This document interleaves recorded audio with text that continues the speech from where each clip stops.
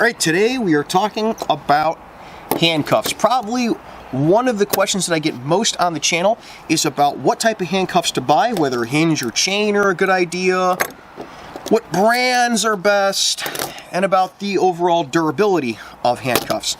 So today we are going to talk about those topics. Where are you going? Get out of the way! All right, so first we're going to look at the cuffs that I use most often at work. I bought these cuffs when I started off as a security guard when I was 18 years old. These are Smith & Wesson Model 100s. They're kind of a blued, blackish finish Smith & Wesson handcuff.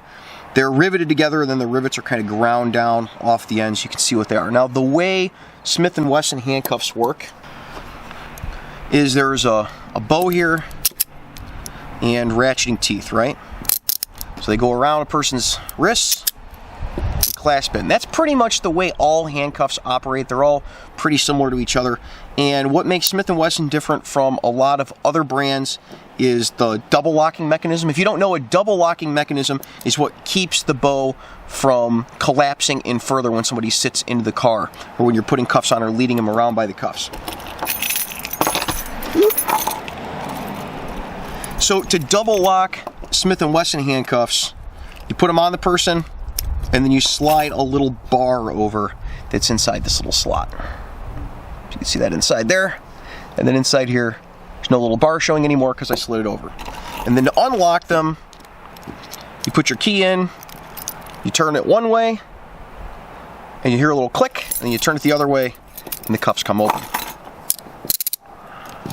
Now on Smith & Wesson handcuffs, what you have is you have your double locking slots on both sides of the cuffs, but the keys to unlock the cuffs are only on one side. All right.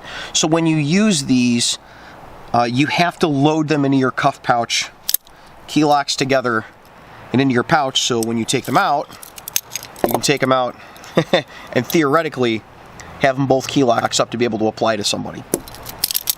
So on these, which direction the keyholes are in is important. Now, this is a plus and a minus, which we're going to talk about more with other handcuffs. Having keyholes only on one side means if you put keyholes up, they're more secure than cuffs with keyholes down or with keyholes on both sides. And chain cuffs I prefer because they're easier to work with and they allow you to do more with larger or smaller people because you've got more flexibility in where these cuffs can be at while still restraining the person. That same type of cuff, the chain cuff Model 100s that Smith & Wesson makes, they also come in a nickel finish. Here's an example of that. It's the exact same handcuff. I have noticed that these tend to look better longer, but they don't necessarily last any longer. If you're going to use a pair of handcuffs at some point, they're going to break. But they do look pretty. And they're easier to find at night if you drop them on the ground. So I guess there is something to be said for that. From there, we're going to talk about hinged cuffs. Now, the advantage of hinged cuffs is they allow you a little more control over the situation. You put these on someone and there's only so much movement that they have. You can see there, it's very little lateral movement in hinged cuffs. They also have the advantage of if you put these into a pouch, let's say you're going to have them on your offside. Like for me, in order to access them with my left hand, I use my hinged cuffs, and I would have to do all the gymnastics that I do with chain cuffs in order to get them situated in my hand properly with the keyholes up, because they're not going to flip and twist around like you had with the chain cuffs. But they operate the same way, the same double lock mechanisms on both sides, but keyholes only on one side. Now there's other varieties of handcuffs that have different double lock mechanisms. There are some that have a little peg on the side that you push in to double lock, and other ones that have a little lever on the side that you slide or push up or down in order to lock with a lever, but they all operate pretty much the same way.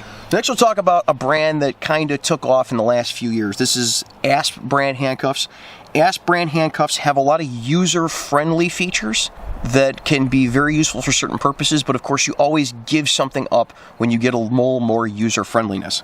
With Asp handcuffs, you have double lock mechanisms just like on the Smith & Wessons, where you put the peg on your handcuff key in one side and slide over in order to get the handcuffs double locked, and they have keyholes, but they have keyholes on both sides.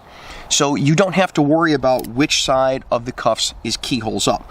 Now, The upshot with that is it makes it a lot easier to use. The downside with that is that they are less secure, because if a person knows anything about picking cuffs, or they're going to try to pick the cuffs, you have given them access to the keyholes no matter which side of the cuffs you put on them.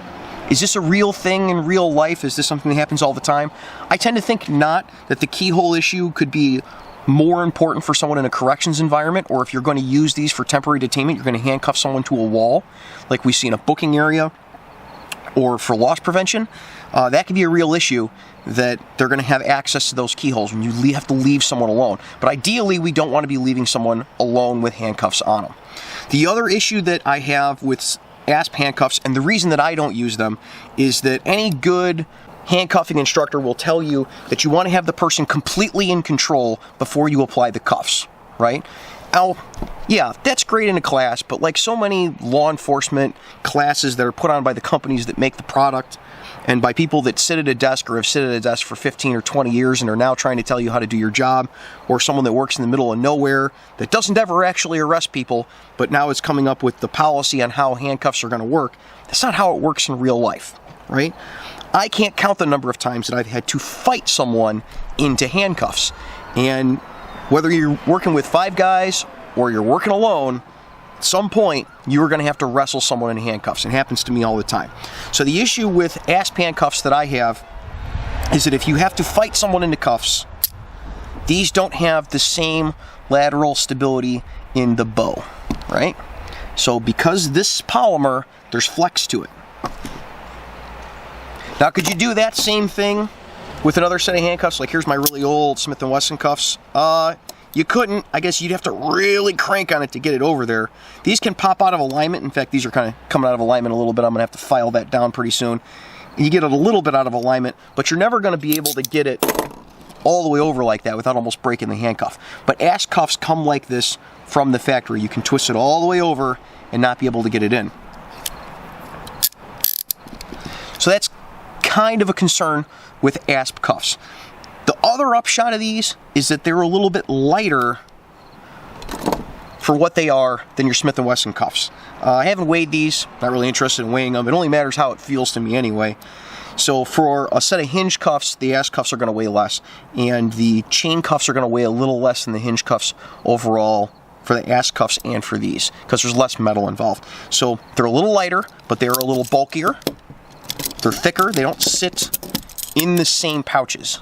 You have to have dedicated pouches for the ASP cuffs, or you have to get a strap. That's how Josh uses his. He actually lent me the strap with the cuffs because he knew very well I wasn't going to have the pouch to put these in.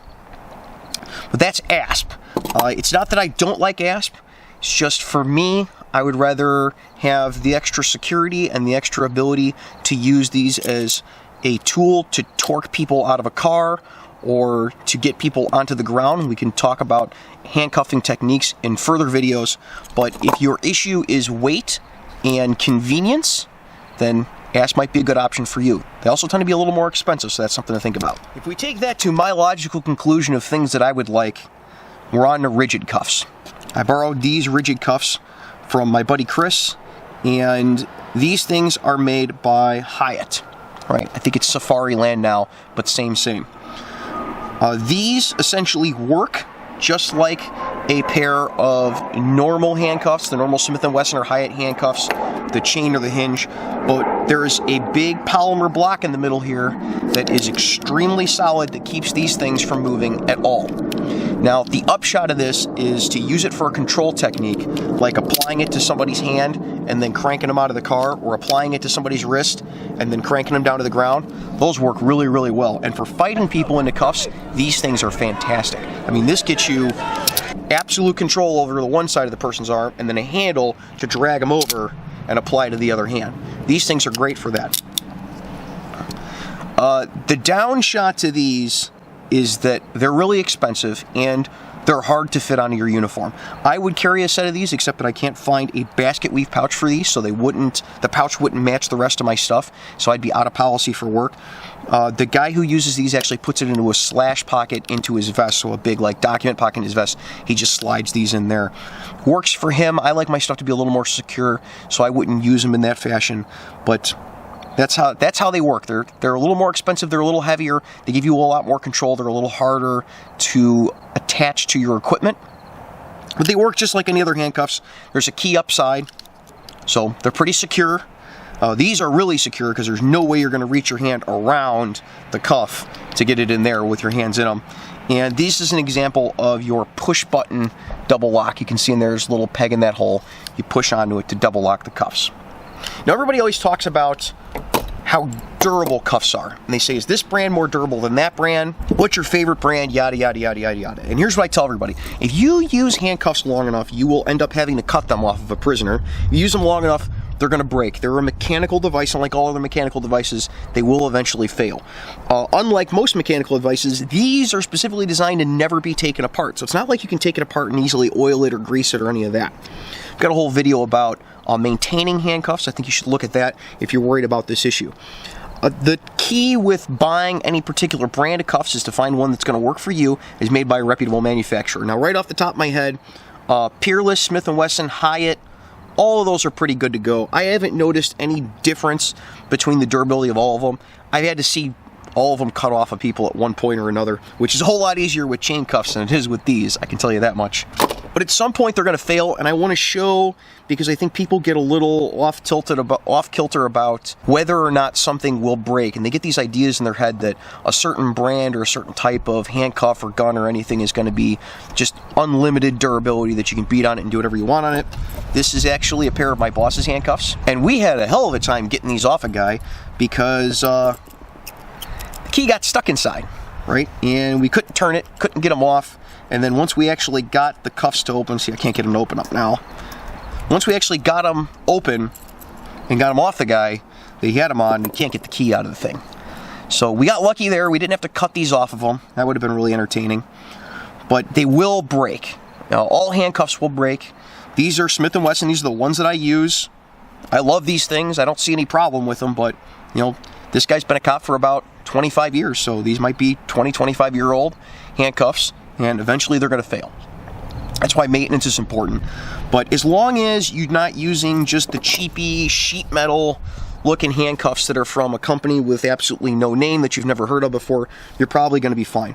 I have actually found use for the cheapy no-name handcuffs in the past. I've done videos before, like my unarmed security duty belt video, where I talked about if you're working unarmed security and chances are you're never going to use handcuffs anyway, and when you do, the local police are going to come and pick them up. And if they're going to pick them up in the handcuffs you have, then maybe it's best to use the cheapest handcuffs you can possibly get. And nowadays, I don't really have to do that because I have zip cuffs at my disposal. But if that's an issue for you, maybe you think about having a pair of good cuffs and a pair of crap cuffs. But times have moved along, and there are techniques for changing out cuffs that are really safe. It's just you have to be the one to think about it, especially if they're your cuffs on that prisoner. I don't ever suggest letting the local PD take your cuffs to the police station unless it's some type of exigent emergency and you can't get the cuffs off of the person. But most of the time, if the cuffs are applied properly, we should be able to get them off and be able to have you keep them. So I suggest Smith & Wesson, Peerless, Hiat, Asp. Can't think any other off the top of my head now, but they're all pretty much the same durability-wise. So that's kind of handcuffs. That's the long and the short and the everything else in between. My thoughts on the issue. If you have any other questions, concerns, or comments, put them down in the comments box down below. Give me a thumbs up. Don't forget to subscribe and yada, yada, yada, yada, yada, all the YouTube stuff. Till next week, you guys be safe. Take care of each other. I'd like to thank all the Patreon supporters, and especially the shift supervisor level Patreon supporters that we have listed here. Your contributions are what allows free field training to continue on and become better. Thank you.